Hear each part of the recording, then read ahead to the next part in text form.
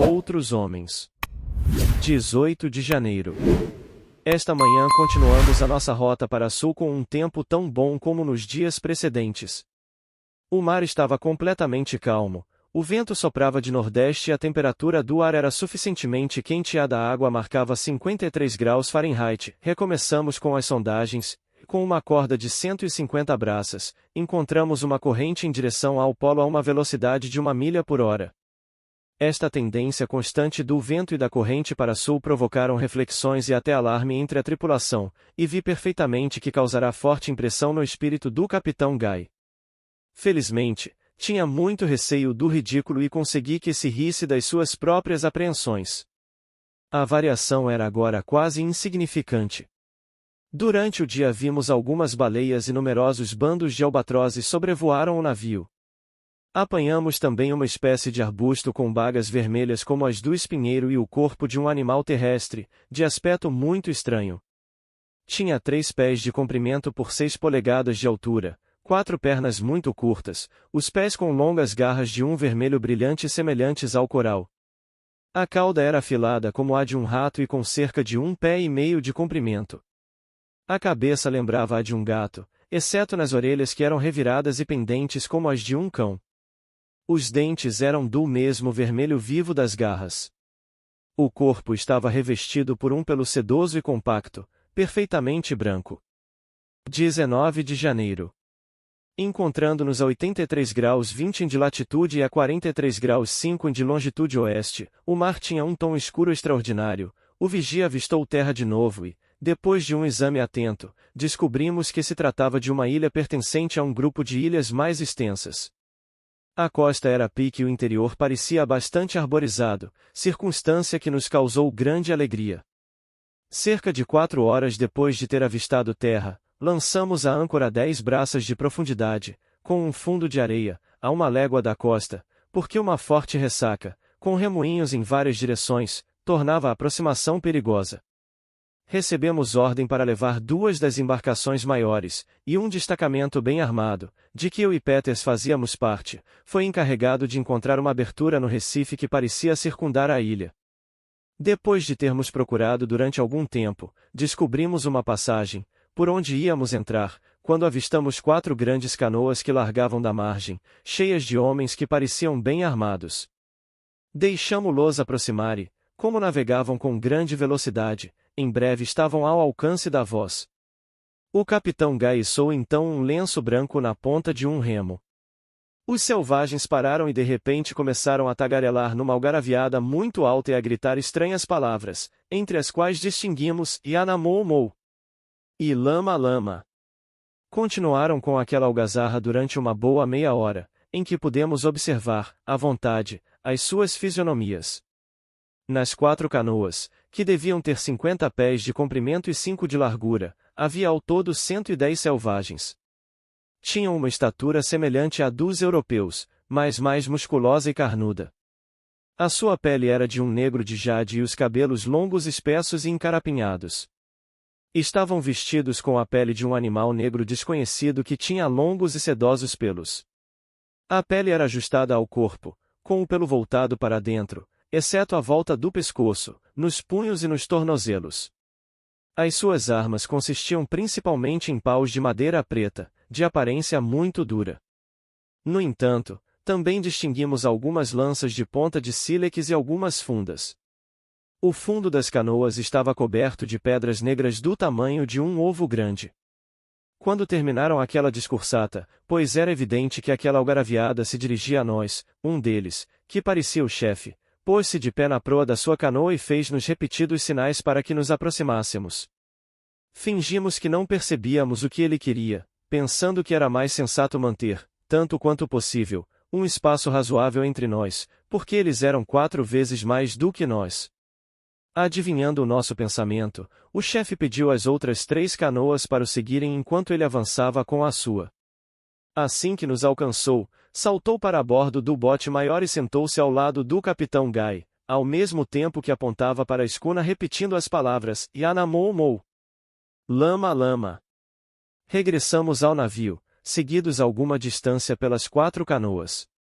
Ao chegar junto do costado, O chefe mostrou sinais de uma surpresa e prazer extremos, batendo palmas, batendo nas coxas e no peito e soltando gargalhadas ensurdecedoras. Todos os seus súbditos, que o seguiam, uniram a sua alegria à do chefe, fazendo uma tremenda algazarra.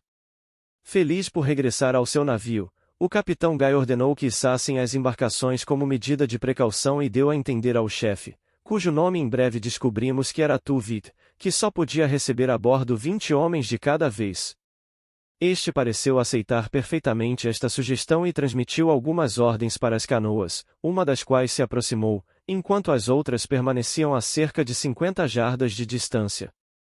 Subiram a bordo 20 selvagens que começaram a bisbilhotar por toda a parte, a trepar pelos mastros, como se estivessem em casa, e examinando todos os objetos com a maior curiosidade. Era mais que evidente que nunca tinham visto um indivíduo de raça branca. Aliás, a nossa cor parecia inspirar-lhes grande repugnância. Julgavam que a Jane era um ser vivo e dir-se-ia que receavam atingi-la com as pontas das lanças que levantavam cuidadosamente. Houve um momento em que toda a tripulação se divertiu bastante com a conduta de Tuvit. O cozinheiro estava a partir lenha perto da cozinha, quando, por acidente, cravou o machado na coberta, onde fez um entalhe bastante fundo. O chefe ocorreu imediatamente, empurrando o cozinheiro com força, soltou um gemido, quase um grito, que demonstrava bem quanto sofria com as dores da escuna. Depois, começou a acariciar e a esfregar a ferida com a mão e lavá-la com um pouco de água do mar que estava perto. Demonstrava tamanha ignorância, para a qual não estávamos preparados, que eu não pude deixar de pensar que ali havia um pouco de fingimento. Quando os nossos visitantes satisfizeram completamente a sua curiosidade em relação à coberta, foram conduzidos ao interior, onde a sua admiração ultrapassou todos os limites. A sua estupefação parecia demasiado forte para se exprimir por palavras, pois observavam tudo em silêncio, emitindo apenas algumas exclamações. As armas devem lhes ter dado que pensar e permitimos-lhes que as examinassem à vontade. Penso que não tinham a mínima suspeita da sua utilidade, tomando-as por ídolos, vendo o cuidado que tínhamos e a atenção com que os olhávamos enquanto eles lhes mexiam. O seu espanto redobrou ao verem os canhões. Aproximaram-se fazendo as maiores demonstrações de veneração e de terror, mas não quiseram examiná-los minuciosamente. Havia no camarote 2 grandes espelhos e isso foi o cúmulo do seu espanto. Tuvit foi o primeiro a aproximar-se e já se encontrava no meio do camarote de frente para um e de costas para o outro, mas ainda não os tinha notado. Quando o selvagem levantou os olhos e se viu refletido no espelho, julguei que ia enlouquecer, mas ao voltar-se para fugir, voltou a ver-se no espelho oposto e então julguei que ia morrer. Nada o levou a olhar-se de novo, pois todos os meios de persuasão foram inúteis. Atirou-se para o chão, escondeu a cabeça entre as mãos e permaneceu imóvel, até que resolvemos levá-lo para a coberta. Todos os selvagens foram recebidos a bordo em grupos de 20, mas Toove permaneceu todo o tempo no navio. Não descobrimos neles nenhuma propensão para o roubo e depois da sua partida não demos pela falta de nada. Enquanto durou a visita, mostraram-se sempre muito cordiais. No entanto, havia alguns traços na sua conduta que nos foi impossível compreender, como por exemplo nunca conseguimos que se aproximassem de alguns objetos inofensivos, tais como as velas da escuna, um ovo, um livro aberto ou uma chávena de farinha. Tentamos saber se possuíam alguns artigos para comerciar ou trocar, mas tivemos grande dificuldade em nos fazer compreender.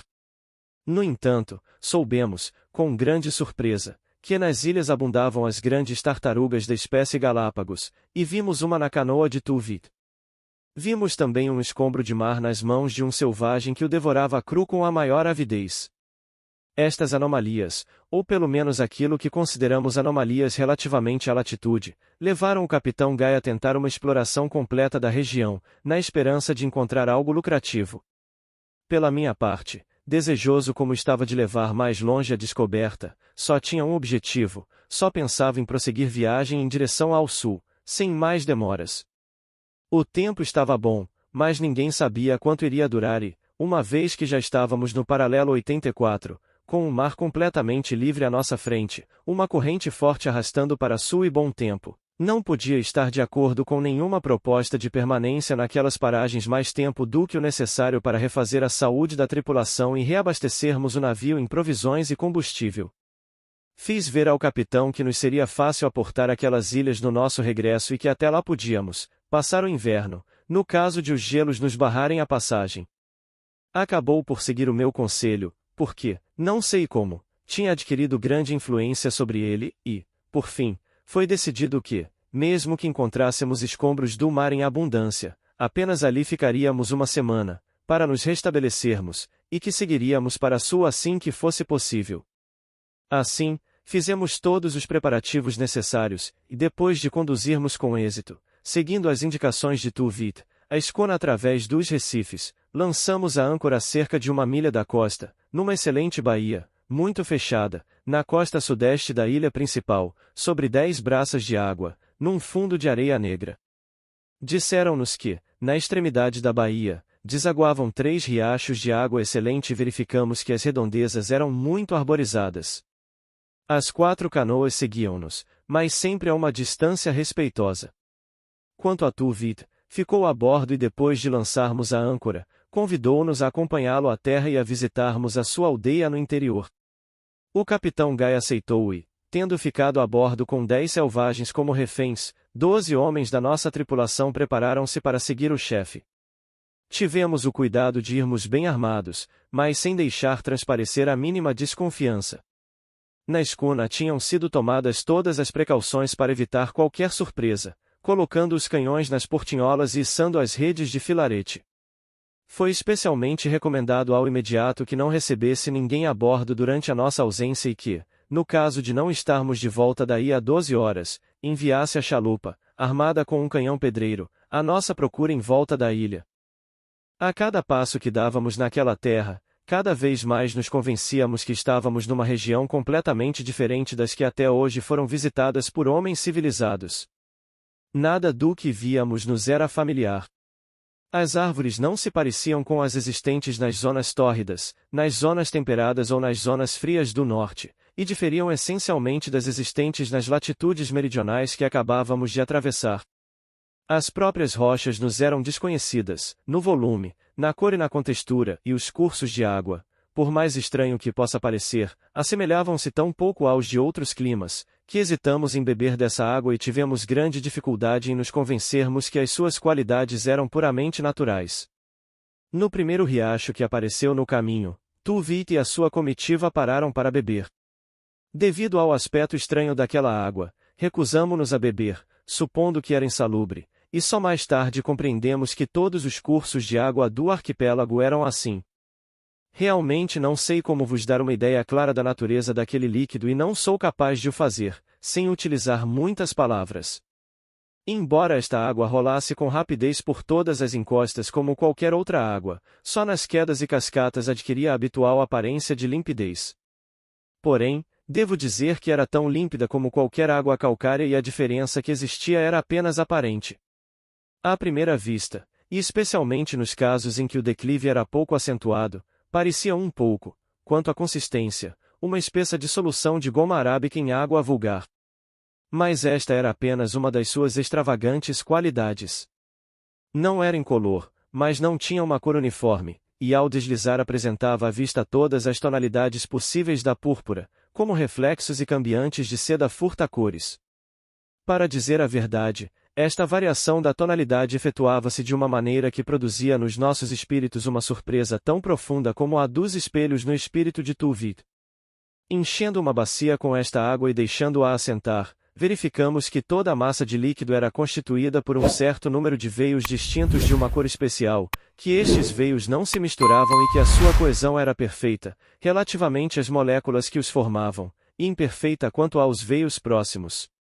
Fazendo passar a ponta de uma faca através dos veios, a água fechava-se imediatamente atrás da ponta e, quando a retirávamos, todos os vestígios da passagem da faca desapareciam por completo. Mas, se a faca interceptava cuidadosamente dois veios, operava-se uma separação completa, que o poder de coesão não reconstituía logo.